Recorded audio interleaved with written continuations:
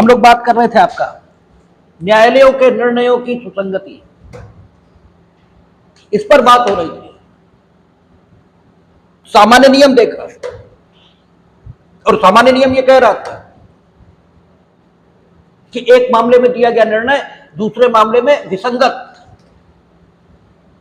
और न्यायालयों के निर्णयों की सुसंगति से संबंधित जो उपबंध है इनमें क्रम थोड़ा उल्टा हुआ है। कायदा यह कहता है कि जो होना चाहिए था वो सबसे पहले आपका सेक्शन 37 ये होना चाहिए,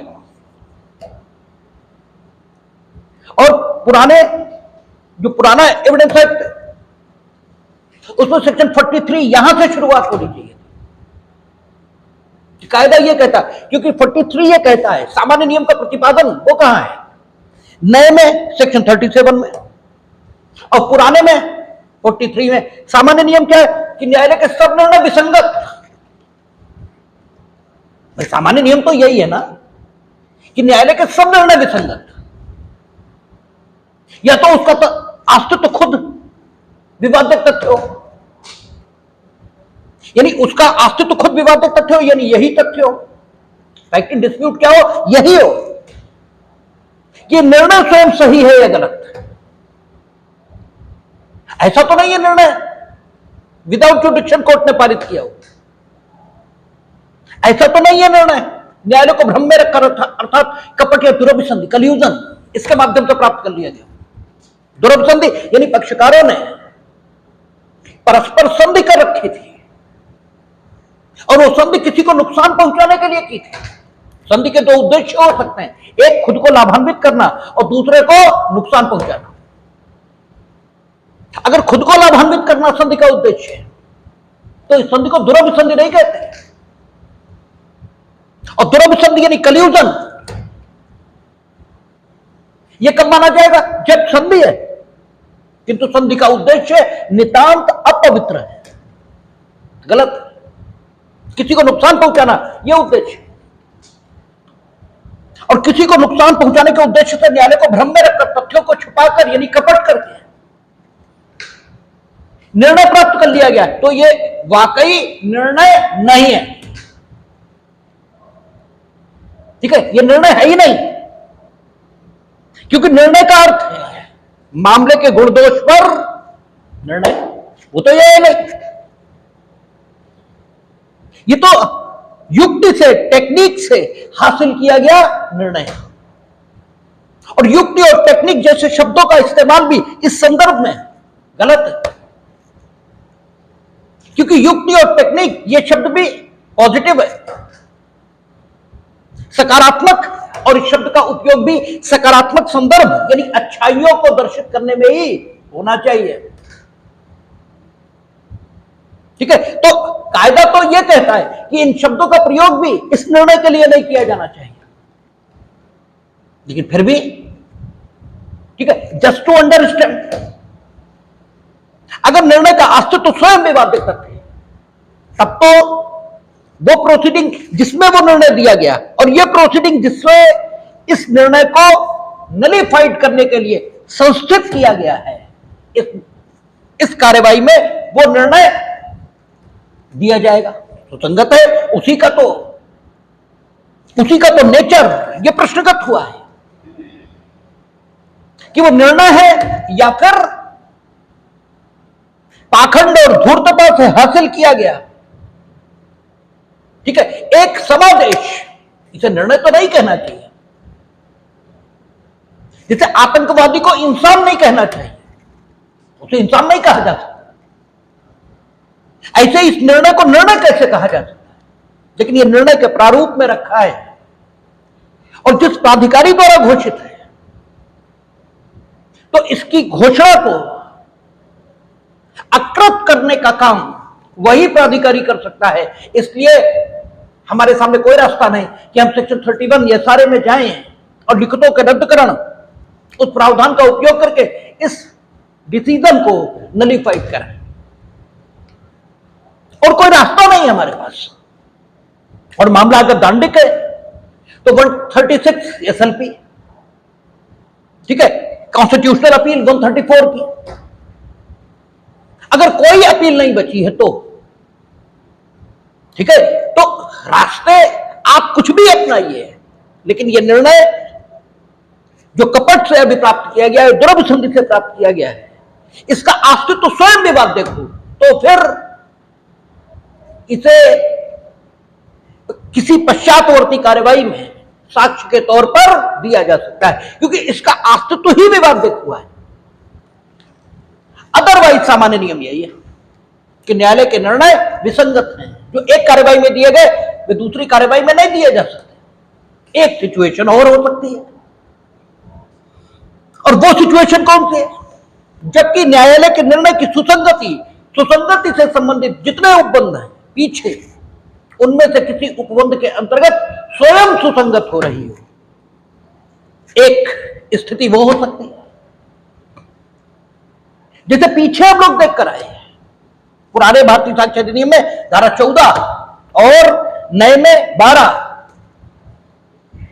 वो कहती मन की दशा, शरीर की दशा, शारीरिक संवेदन की दशा, इनका अस्तित्व अगर विवादित है, यह सुसंगत है, तो फिर मन की दशा, शरीर की दशा, शारीरिक संवेदन की दशा जिस भी तथ्य से न्यायालय के समक्ष दर्शित की जा सकती है, उस तथ्य का साक्ष्य न्यायालय में दिया जाएगा और वह साक्ष्य सुसंगत माना जाएगा। धारा 12 भारतीय साक्ष्य अधिनियम नया वाला इसके मुताबिक, और पुराने में 14। तो न्यायालय का अगर कोई निर्णय पूर्ववर्ती कार्यवाही का मौजूद है जो इस कार्यवाही के पक्षकारों की मन की दशा, इसको न्यायालय के समक्ष दर्शित करने की सामर्थ्य रखता है, तो वो निर्णय धारा 12 के मुताबिक सुसंगत हुआ। ठीक है, पुराने साक्ष्य अधिनियम की धारा 14 के मुताबिक सुसंगत हो गया, और फिर धारा 12 या 14 उसके प्रभाव से वह निर्णय वर्तमान कार्यवाही में साक्ष्य में दिया जा सकता है। अन्यथा सामान्य नियम यही है कि न्यायालय के निर्णय विसंगत हैं जो एक कार्यवाही में दिए गए। क्यों? न्यायालय सामान्य तौर पर जो फंक्शन करता है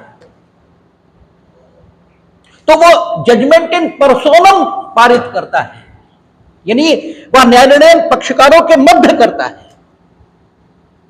ऐसे व्यक्ति जो पक्षकार नहीं है उनके लिए कोई न्याय निर्णय ये नहीं होता। सामान्य नियम यही है कि जजमेंट इन पर्सोनम ये पारित होता है, यानी व्यक्तिलक्षी निर्णय ये पारित होता है, यानी जो पक्षकार न्यायालय के समक्ष है उन्हीं पक्षकारों के मध्य अधिकारों का न्याय निर्णय उनके द्वारा दिए गए साक्ष्य के आधार पर यह होता है। जो पक्षकार ही नहीं उस मामले में, उसे तो उस कार्यवाही में भाग लेने का ही हक नहीं है, और जो भाग लेने का हक यही नहीं है उसे, तो उस कार्यवाही में जो साक्ष्य आया होगा उसे प्रश्नगत करने का अधिकार यह भी उसको नहीं मिला होगा। और वो दोनों पक्षकार अपने अपने कृत्यों के स्वयं उत्तरदायी होने चाहिए। उनके कृत्यों का उत्तरदायित्व तो किसी अन्य पर लादा क्यों जाए? ये जस्टिफिकेशन है इन सेक्शंस का। कानून बहुत रीजनेबल है और आप उतने रीजनेबल नहीं हैं, इसलिए आपको कानून अनरीजनेबल दिखाई देता है। जैसे ईश्वर बहुत दयालु है और इसीलिए वो तुमको वो नहीं होने देता जो तुम्हें नहीं होना चाहिए, क्योंकि अगर तुम वो हुए जो तुम्हें नहीं होना चाहिए तो खुद का तो नुकसान करोगे ही, समाज का बहुत ज्यादा करोगे। और ईश्वर सिर्फ तुम्हारे प्रति दयालु नहीं है, वो इस पूरी कायनात के प्रति दयालु है। तो वो न तो तुम्हारे साथ अन्याय करेगा और न किसी और के साथ करेगा, इसलिए तुम वो कभी नहीं होगे जो तुम्हें नहीं होना चाहिए। हां, किन्हीं लोगों को ईश्वर दंड देना चाहे तो भले ही तुम्हें वो बना दे जो तुम्हें नहीं होना चाहिए, और तुम्हारी जो परिस्थिति है उसके अधीन उन लोगों को ले आए जिन्हें वो दंडित करना चाहता हो, तो फिर तुम वो चमड़े का सिक्का चलाओगे और उन सबका नाश कर दोगे। तो वो ईश्वरीय, इसीलिए कहा जाता है शासक अगर मूर्ख है तो वो ईश्वर द्वारा दिया गया दंड है, ठीक है, जनता को। अन्यथा तुम वो नहीं हो सकते जो तुम्हें नहीं होना चाहिए। कानून इतना रीजनेबल है, जैसे तुम्हें ईश्वर का न्याय और ईश्वर का तर्क और ईश्वर की युक्ति ये समझ में नहीं आती है, इसलिए तुम ईश्वर को दोष देते हो। अक्सर आप कहते मिलते कि हे भगवान तुमने ये क्या कर दिया, ऐसा तो होना ही नहीं चाहिए था। ये तुम तय करोगे कि कैसा होना चाहिए था? भाई ये तुम तो नहीं तय करोगे, तुम कौन होते हो ये तय करने वाले? आप ये शिकायत का स्वर ला ही कैसे सकते? आपको तो सिर्फ शुक्रगुजार ये होना चाहिए जो कुछ उसने दिया, क्योंकि तुम्हारा तो कुछ है ही नहीं, ठीक है। जो कुछ उसने दिया उसके लिए शुक्रगुजार आपको होना चाहिए। ये थोड़ा ना है आप शिकायतें करते घूमोगे। तो ऐसे ही है, कानून इतना न्याय संगत है कि उसकी न्याय संगतता ये आपकी समझ से परे है, क्योंकि तुम अन्याय के पुतले हो, तुम्हारी समझ के बाहर है उसकी न्याय संगतता, इसलिए वो तुम्हें अन्यायपूर्ण दिखता है, ठीक है। लेकिन कानून बहुत न्याय संगत है। यह नियम अपने में उसकी न्याय संगतता का प्रमाण है, जो ये कहता है सारे निर्णय विसंगत, केवल 2 निर्णय सुसंगत, जबकि निर्णय का अस्तित्व स्वयं विवादित है या अन्य किसी उपबंध के बल से उस निर्णय को सुसंगत कहा जा सकता है, तब वो सुसंगत, अन्यथा विसंगत। ये सामान्य नियम है। और हमने कहा शायद क्रोनोलॉजिकल ऑर्डर गड़बड़ हो गया है। इस नियम को पहले होना चाहिए था, जहां न्यायालय के निर्णयों की सुसंगति संबंधी बात शुरू होती है, इसको सबसे पहले होना चाहिए। लेकिन ये सेकंड लास्ट न्यायालय के निर्णयों की सुसंगति से संबंधित जो नियम भारतीय साक्ष्य अधिनियम में दिए, जो पुराने में 40 से लेकर के और 44 तक है, और यहां आपके 38 तक, ठीक है। कहां 34 से शायद शुरू होकर, 34 से शुरू होना, हाँ 34 से शुरू होकर, ठीक है। तो यहां भी सेकंड लास्ट, वहां भी सेकंड लास्ट, लेकिन होना इसे फर्स्ट चाहिए था। 2 स्थितियों में सुसंगत, बाकी हमेशा विसंगत। क्यों? और बाकी हमेशा विसंगत होना भी चाहिए, क्योंकि वो निर्णय जिन पक्षकारों के मध्य आया, उन पक्षकारों के मध्य चलने वाली कार्यवाही में किसी तीसरे पक्षकार को कुछ भी करने का हक नहीं था। वो बेचारा तो अपनी बात ही नहीं कह सकता था, तो फिर उसके खिलाफ आखिर ये निर्णय कैसे लागू हो जाए? इसलिए हमेशा विसंगत। लेकिन एक्सेप्शंस होते हैं, कोई भी बात आतंतिक नहीं होती, आतंतिक बात को होना भी नहीं चाहिए, क्योंकि बात की जो स्थिति और भूमिका है उसके मुताबिक देखना चाहिए कि बात में परिवर्तन ये श्रेयस्कर होगा या अपनी बात पर कायम रहना यह श्रेयस्कर होगा। जिसे कृष्ण यही तो शिक्षा दे रहे हैं भीष्म को कि प्रतिज्ञा का पालन यह हर दशा में धर्म नहीं है। कभी कभी अपनी प्रतिज्ञा को तोड़ देना यह भी धर्म नहीं है, ठीक है ना। अपनी बात पर डटे रहना यह हमेशा, ठीक है, आपका धर्म का सत्य का पक्ष नहीं है। आपकी प्रतिज्ञा की क्या भूमिका है सोसाइटी में, क्या भूमिका है, मीनिंग देर भाई आपकी प्रतिज्ञा से क्या सामाजिक परिणाम पैदा हो रहे हैं, यह भी तो देखिए। आपकी प्रतिज्ञा से यह सामाजिक परिणाम पैदा हो रहा है कि ऐसा दुष्ट व्यक्ति युवराज बना बैठा है जो एक ऐसा काम कर रहा है जिस काम को उसे किसी प्रजा की स्त्री के साथ भी नहीं करना चाहिए, वो अपने परिवार की स्त्री के साथ वो काम कर रहा है। और वो तुम्हारी प्रतिज्ञा के कारण ही सुरक्षित बैठा है, ठीक है। या अगर तुम्हारी प्रतिज्ञा कायम रही तो वो सुरक्षित रहेगा, और वो सुरक्षित रहा तो समाज सुरक्षित नहीं रहेगा। तो तुम्हारी प्रतिज्ञा की सामाजिक भूमिका इस समय क्या हुई है, जरा ये तो देखो। तो सत्य का परीक्षण, सत्य क्या है, धर्म क्या है, ठीक है। ये तो वस्तुओं की जो सामाजिक स्थिति है, यानी वस्तुओं के कारण जो सामाजिक परिणाम पैदा हो रहे हैं, उनके मुताबिक देखा जाएगा। जैसे स्वामित्व है, स्वामित्व पर नियंत्रण ये समाज के हित में है, या स्वामित्व में को बढ़ाना ये समाज के हित में है, इस पर विचार करना होगा कि क्या ठीक है समाज के लिए। और जब चर्चा करेंगे तब देखेंगे स्वामित्व की जो भूमिका है उसमें परिवर्तन इसीलिए किया गया ताकि बेहतरी आए। स्वामित्व की जो भूमिका प्राचीन काल में मानी गई, उस भूमिका के कारण जो सामाजिक परिणाम पैदा हुए वे अच्छे नहीं थे। इसलिए स्वामित्व की भूमिका में परिवर्तन लाए, और स्वामित्व की भूमिका इसमें परिवर्तन किस प्रकार आएगा वो भारतीय संविधान के अनुच्छेद 39A BC D इसकी लाइट में हम लोग चर्चा करेंगे, देखेंगे। लेकिन हम जो बात कर रहे हैं वो ये है कि चीजों की जो सामाजिक भूमिका होती है वो तय करती है कि चीजों को किस प्रकार का होना चाहिए। अगर चीजों की जो सामाजिक भूमिका है वो सामाजिक परिवर्तन को सुखद बना रही है तो चीजों को वैसा होना चाहिए, और अगर चीजों की जो सामाजिक भूमिका है वो समाज की स्थिति को दुखद बना रही है तो चीजों की स्थिति में परिवर्तन ये लाया जाना चाहिए। निर्णयों की सुसंगति से संबंधित जो उपबंध है उनमें भी ये ध्यान रखा गया। सामान्य नियम यही है, सारे निर्णय विसंगत, लेकिन इस भूमिका में परिवर्तन लाया जाना ठीक है जब न्यायालय प्रोबेट विषयक, विवाह विषयक, दिवाला विषयक या नवाधिकरण विषयक अधिकारिताओं में काम करे,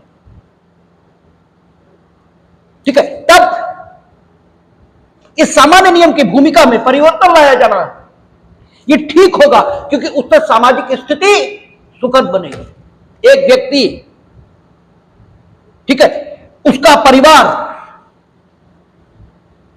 ठीक है, उसकी पारिवारिक स्थिति और दशा इससे प्रभावित होगी कि उसका स्टेटस क्या है, विवाहित व्यक्ति का या अविवाहित व्यक्ति का, यानी उसकी जो संतानें जारज है धर्मज है।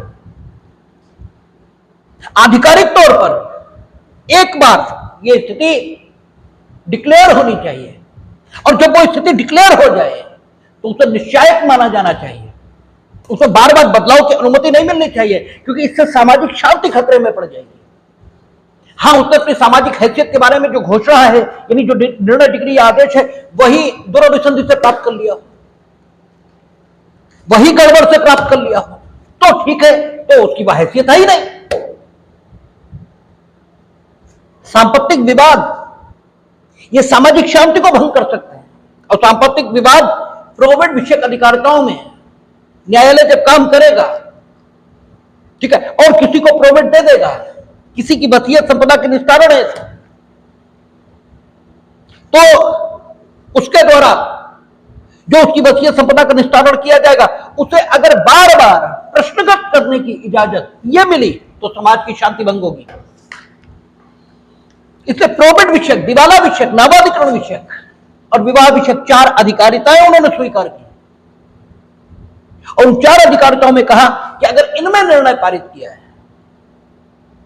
तो निर्णय आधिकारिक तौर पर, यानी निश्चय सबूत होगा कि वह हैसियत तब उसे प्रोद्भूत हुई जब वह प्रवर्तन में आया निर्णय, डिग्री, आदेश, या फिर अगर न्यायालय कोई अन्य तारीख दे रहा है कि इस तारीख से तो प्रोद्भूत हुई, उस तारीख से प्रोद्भूत हुई। हैसियत कब चली गई, अगर निर्णय यह घोषित करता है तो निर्णय आधिकारिक तौर पर घोषित करेगा कि इस डेट से उसे वह हैसियत नहीं रही या नहीं रहनी चाहिए। अगर किसी वस्तु का हकदार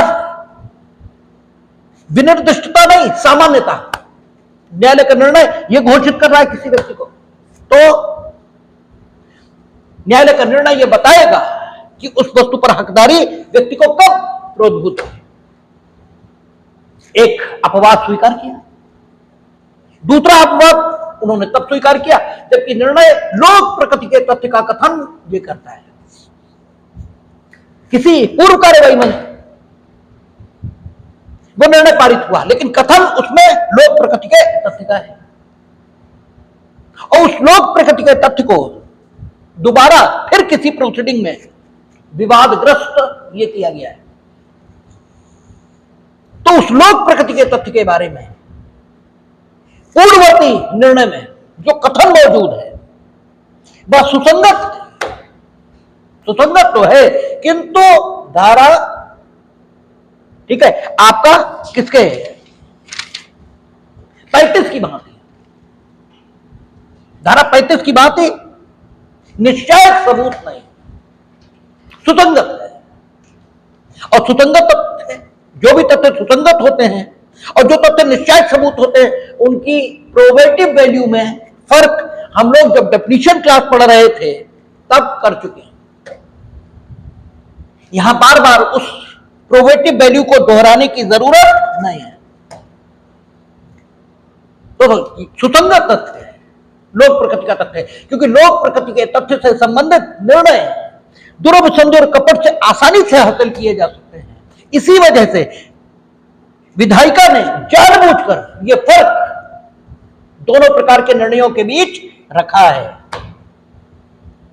एक को निश्चय सबूत बताया और दूसरे को सुसंगत। और तीसरा उन्होंने कहा कि जब न्यायालय का निर्णय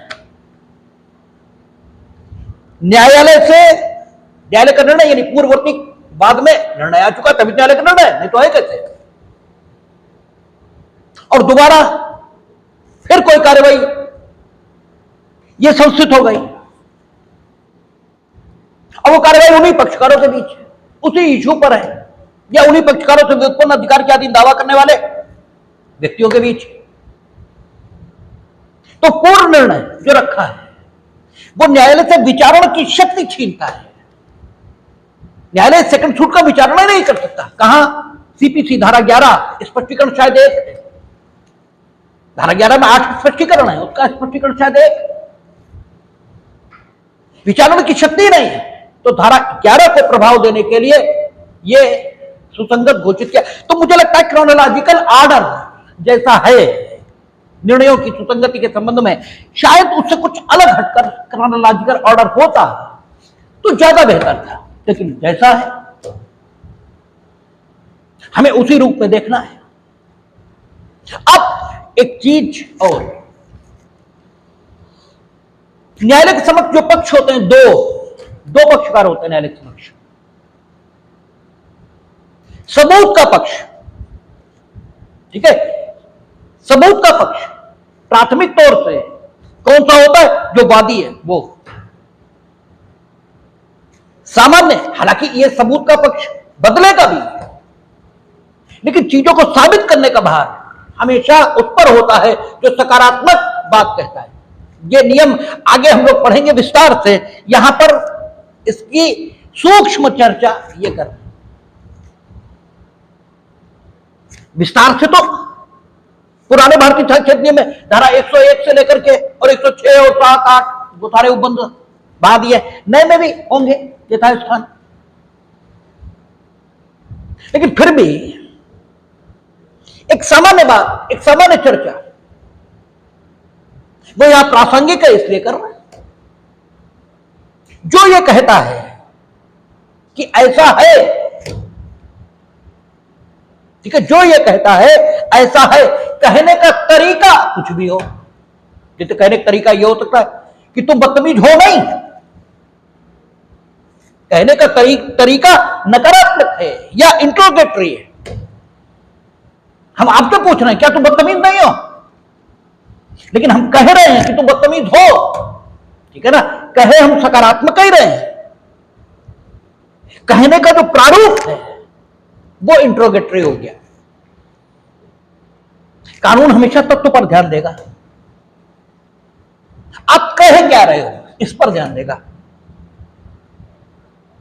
ठीक है, आपने कौन सा शब्द प्रयोग किया है इससे मतलब नहीं है। आपने शब्द प्रयोग इस प्रकार का किया कि क्या तुम बदतमीज नहीं हो।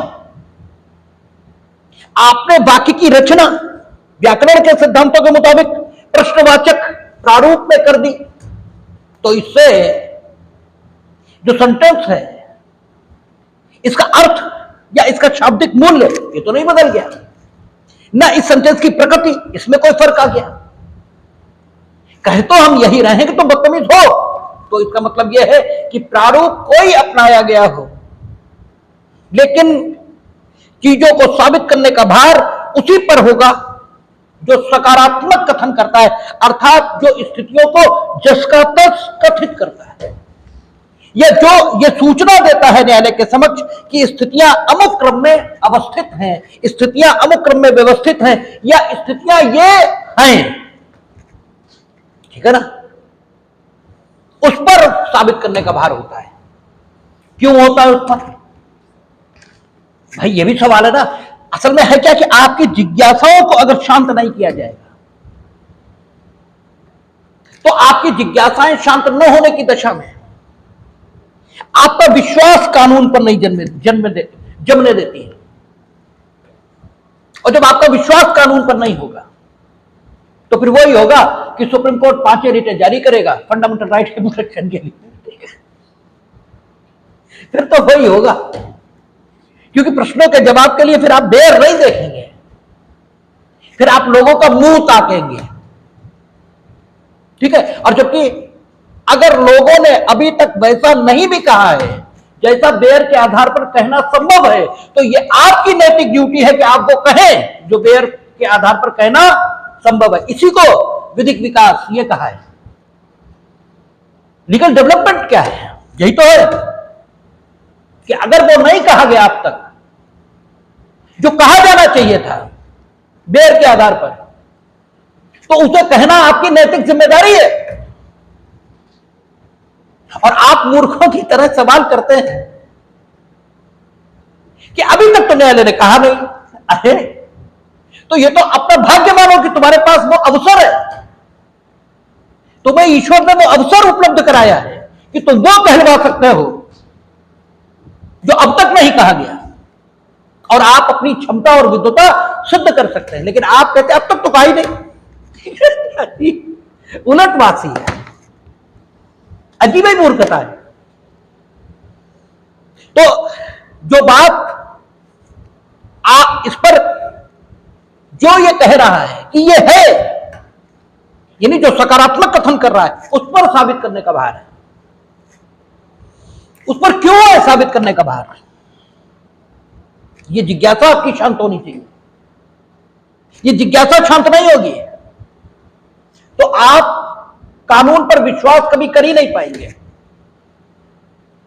और विश्वास नहीं कर पाएंगे तो उसके परिणाम ठीक नहीं होंगे।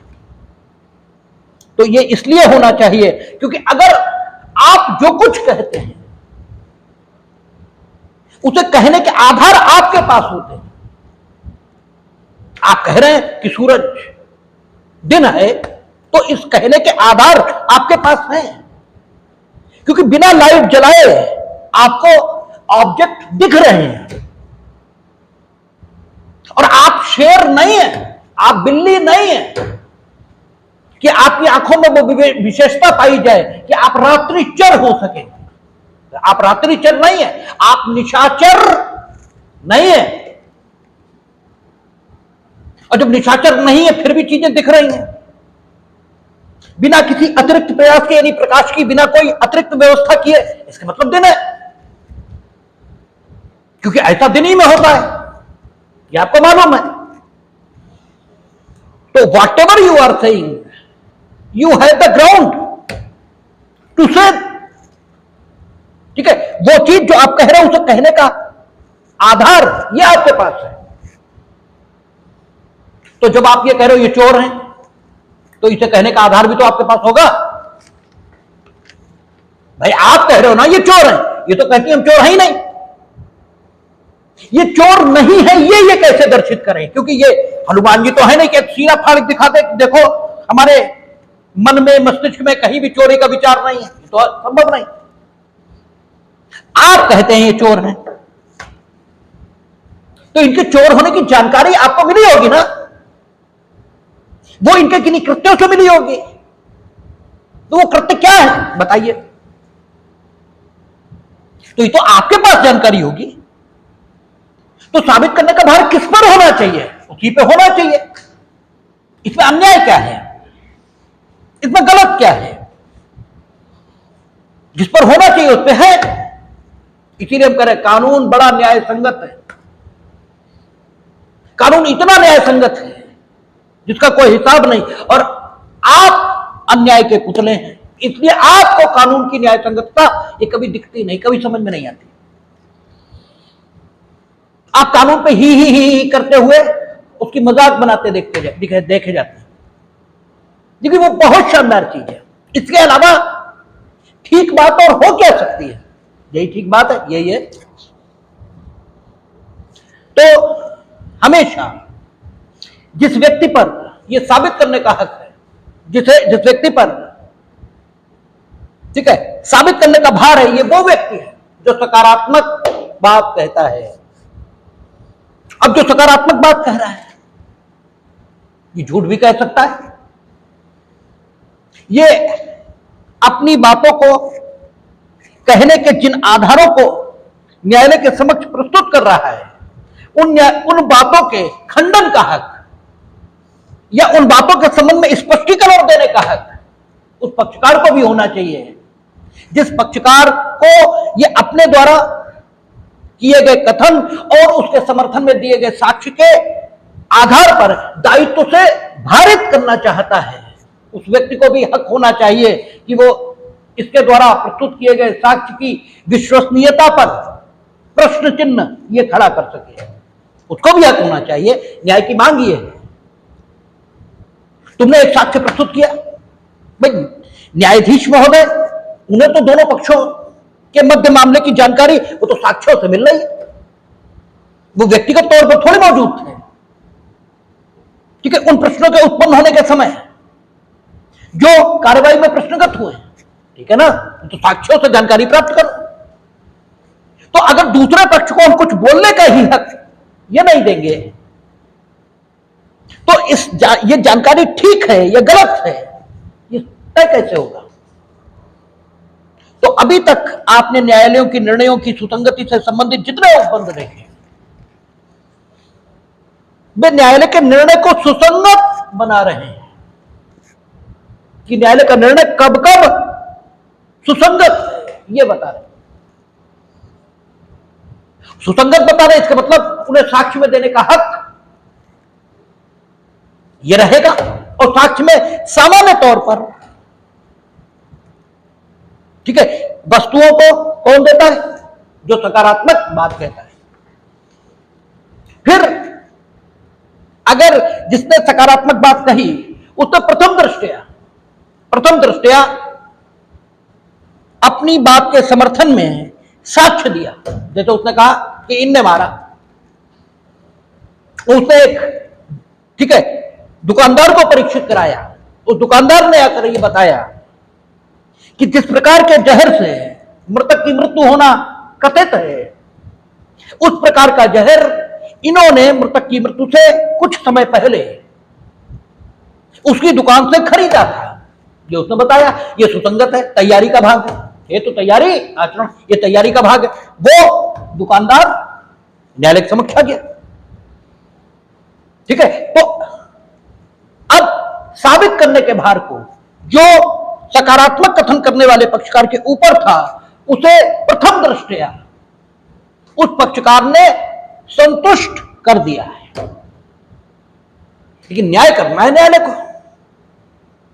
तो अब सबूत के भार को स्थानांतरित होना चाहिए और दूसरे पक्षकार को यह अवसर दिया जाना चाहिए कि वो आकर इस दुकानदार के द्वारा दिए गए साक्ष्य के संबंध में अपना कथन, अपना स्पष्टीकरण यह सब प्रस्तुत कर सके।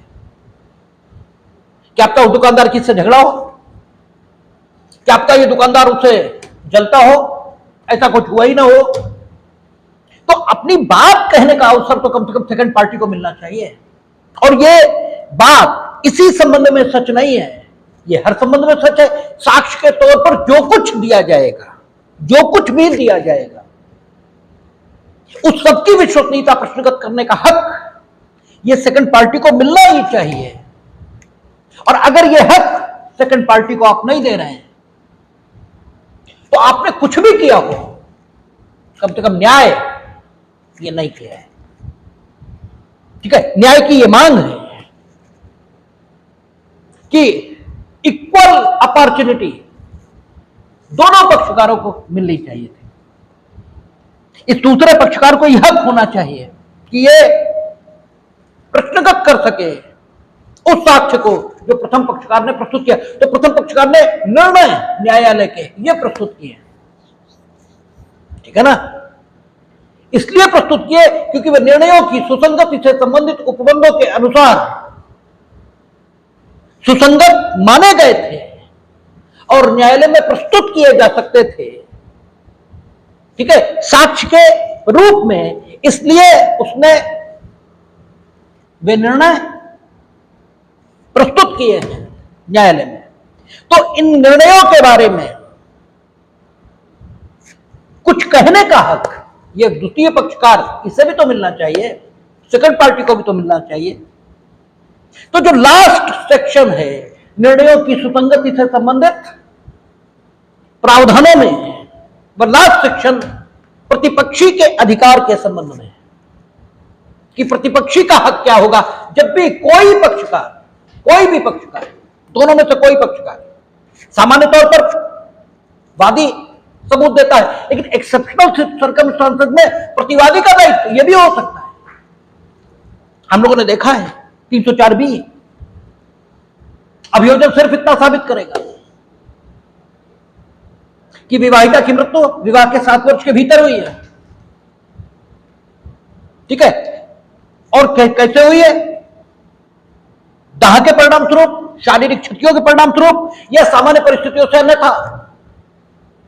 और यह साबित करेगा कि उसकी मृत्यु से कुछ समय पूर्व उसे उसके वैवाहिक नातेदारों ने दहेज के लिए क्रूरता का, ठीक है, शिकार बनाया था। बस खत्म हो गई प्रोसिक्यूशन की भूमिका।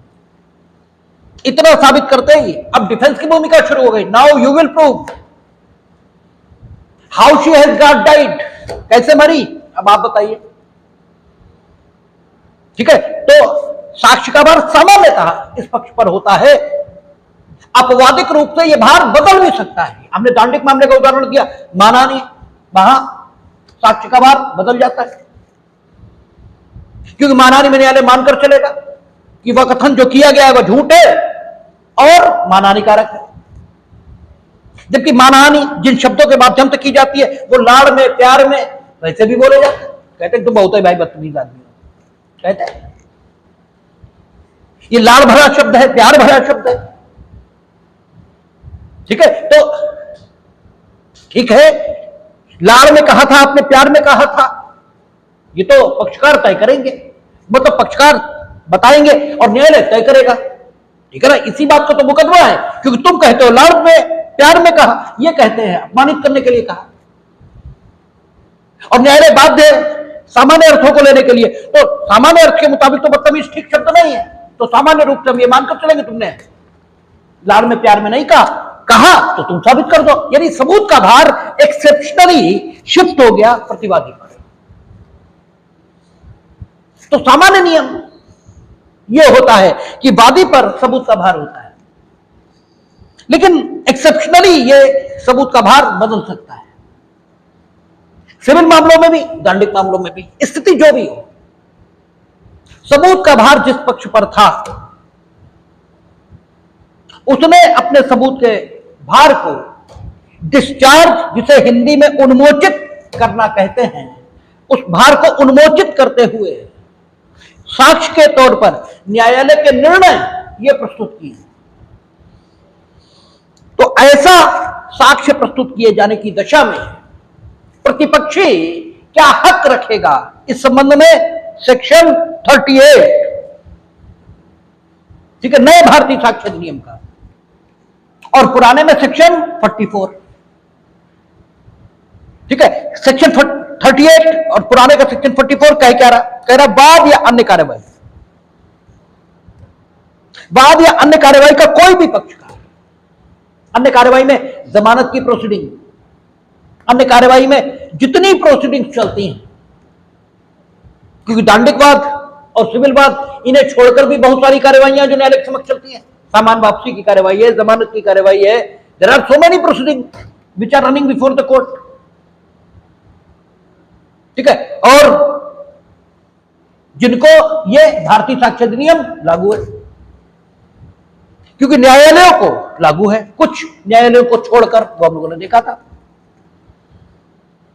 ठीक है ना, तो कहता है वाद या अन्य कार्यवाही का कोई भी पक्षकार यह दर्शित कर सकेगा कि कोई निर्णय, आदेश या डिग्री जो धारा 34, 35 या 36 के अधीन सुसंगत है और जो प्रतिपक्षी द्वारा साबित की जा चुकी है, ऐसे न्यायालय द्वारा दी गई थी जो उसे देने के लिए अक्षम था या कपट या दुर्लभ संधि द्वारा अभिप्राप्त की गई थी। यानी वह निर्णय जो एक पक्षकार ने दिया है, तो उस पक्षकार का जो प्रतिपक्षी है, क्योंकि सबूत का भार तो दोनों में से किसी पर हो सकता है, वादी पर भी हो सकता है, प्रतिवादी पर भी हो सकता है, इसलिए वादी प्रतिवादी इन शब्दों के प्रयोग से बचा गया है, पक्षकार शब्द का प्रयोग किया गया। और वादी प्रतिवादी ये दांडिक कार्यवाही में होंगे नहीं, दांडिक कार्यवाही में राज्य पक्षकार होगा और वादी कोई और होगा, और वहां प्रतिवादी नहीं होता, वहां अभियुक्त होता है, इसलिए इन शब्दों के प्रयोग से बचा गया और पक्षकार शब्द का प्रयोग हुआ। उन्होंने कहा जब किसी न्यायालय के निर्णय को किसी पक्षकार ने दिया तो उस पक्षकार का जो प्रतिपक्षी है, उस पक्षकार का जो प्रतिपक्षी हो, अब बात एकदम आसान हो गई और बात की शुद्धता की 100% गारंटी हो गई। ड्राफ्टिंग की आर्ट इसी को कहते हैं, यही ड्राफ्टिंग की आर्ट है। ठीक है, ड्राफ्टिंग इसीलिए कठिन विषय माना गया है, ड्राफ्टिंग आसान नहीं है। जैसे कई लोग कह देते ना कि वो तो डॉक्टर बी आर अम्बेडकर तो केवल प्रारूपण समिति के अध्यक्ष थे, तो प्रारूपण कोई आसान काम है? भाई प्रारूपण तो बहुत कठिन है, कौन सा शब्द हम चुने? भाई प्रारूपण, उसमें शब्द चुनने पड़ेंगे ना, ड्राफ्ट करेंगे आप कोई चीज तो उसमें तो शब्द चुनने पड़ेंगे कि कौन सा शब्द चुने जो कभी गलत साबित ना हो पाए। ये अपने आप में विद्वता का काम है, ये अपने आप में सामान्य काम नहीं है। भाई फला ने ये बता दिया कि स्वतंत्रता का विचार ये शामिल करना चाहिए, लेकिन स्वतंत्रता का विचार किन शब्दों में शामिल करना चाहिए कि स्वतंत्रता स्टैटिक न बन जाए, ठीक है, उसमें गतिशीलता रहे। स्वतंत्रता का विचार ऐसे शामिल करिए, नहीं तो मालूम पड़ा लंगड़े, लूले, अंधे, बौरे ये तो देश के संसाधनों का लाभ कभी ले ही नहीं पाएंगे, क्योंकि पहले आओ पहले पाओ के गला काट प्रतियोगिता में पहले तो वे कभी आ ही नहीं पाएंगे। इसलिए नहीं, प्रारूपण में हमें ध्यान रखना होगा, स्वतंत्रता का मूल विचार है, उस मूल विचार को ध्यान में रखते हुए हम कौन सा शब्द इस्तेमाल करें, ये महत्व की बात है। इसलिए आप ये नहीं कह सकते कि वो सिर्फ प्रारूपण समिति के अध्यक्ष थे। प्रारूपण बहुत कठिन काम है, लेकिन ये कठिनता, आपको ये कठिनाई तभी समझ में आएगी जब कानून में गहरे उतरे। अगर आप कानून में गहरे नहीं उतर रहे हैं तो फिर कुछ समझ में नहीं आता, फिर तो तुम भी की, ठीक है, आप जो है उन्हीं के हाँ में हाँ मिलाओगे जो बीटेक टाइप पढ़े लिखे हैं, उन्हीं के हाँ में हाँ मिलाओगे। बेवकूफी की बात है, क्योंकि तुम मूर्ख हो, तुम्हें कुछ समझ में नहीं आ रहा। ठीक है, इसलिए कानून पढ़ने के लिए विशेष मानसिक दशा चाहिए, ये सबके अध्ययन की विषय वस्तु नहीं है। और दुर्भाग्य यह है कि सबसे रद्दी किस्म के लोग इसे पढ़ने आ जाते हैं। सबसे संवेदनशील स्टफ चाहिए। आप सोचो, आधिकारिक तौर पर इस क्षेत्र के लोगों के पहले विद्वान शब्द का प्रयोग करते, किसी के पहले नहीं करते। इसका मतलब प्रज्यूम किया जाता है कि यहां सबसे संवेदनशील, सबसे अच्छे लोग आए होंगे, आ रहे हुए, ठीक है, खैराती और कड़ेल और ठीक है, राम भरोसे, भोला राम टाइप के लोग, तो बड़ा मामला खराब है, ठीक है। कुल मिला के हम लोग बात कर रहे थे, वो तो जानबूझकर पक्षकार शब्द का प्रयोग किया। उसने कहा कि पक्षकार, इसने अगर निर्णय दिया है तो प्रतिपक्षी को यह हक होगा, प्रतिपक्षी को यह हक होगा कि वह यह साबित कर सके कि जिस न्यायालय ने यह निर्णय पारित किया था, जो इन्होंने साक्ष्य में दिया है, उसे मामले में अधिकारिता ही नहीं थी। और अगर उसने यह साबित कर दिया तो निर्णय तो विदाउट जुरिडिक्शन हो गया, और जब विदाउट जुरिडिक्शन हो गया तो उसका कोई मतलब बचा ही नहीं, क्योंकि कानून की निगाह में वो नल एंड वॉइड, शून्य हो गया। इसलिए उसका कोई अर्थ ये कानून की निगाह में नहीं बचा। या वो ये भी साबित कर सकेगा कि यह निर्णय कपट या दुरभिसंधि इससे प्राप्त किया गया, और कपट या दुरभिसंधि इससे अगर निर्णय प्राप्त किया गया है तो निर्णय नहीं है, वो तो निर्णय के नाम पर फ्रॉड है। वो तो फ्रॉड तथ्य के रूप में, यानी मूर्तिमान स्वरूप में, यानी मूर्त वस्तु के रूप में, यानी टेंजिबल ऑब्जेक्ट के रूप में न्यायालय के समक्ष प्रस्तुत कर दिया गया है, बस। बाकी तो फ्रॉड ही है, उस पर क्यों विश्वास करना। तो ये प्रतिपक्षी को यह हक नहीं मिलेगा, तो फिर न्याय संगत कानून का निर्माण यह नहीं होगा।